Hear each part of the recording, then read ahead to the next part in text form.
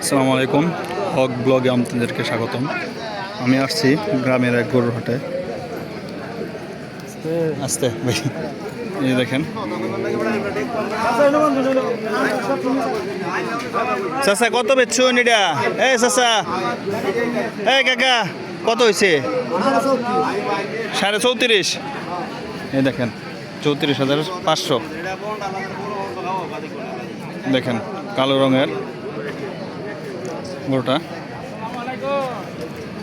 এই দেখেন আমি আপনাদেরকে দেখাই আরো কি পরিমাণে গরু দেখা দিতেছে, কি উঠছে, কিন্তু প্রায় গরু অনেক গরু বিক্রি হয়েছে এখানেও। ভাই এটা কততে কিনছো? 65,000। দুধ নাই, দুধ নাই। হ্যাঁ দেখেন দেখেন মোটামুটি ভালো গরু বিক্রি হইতেছে। এই যে দেখেন প্রচুর পরিমাণে গরু কিন্তু উঠছে বাজারে, এখনও প্রচুর পরিমাণে গরু আছে। এটা কিন্তু ময়মনসিংহ সদর চরখরিচা গরুর হাট। আপনাদের ময়মনসিংহ আসা চরখরিচা গরুর হাট যে কার কাছে বললেই আপনাদেরকে নিয়ে আসবে।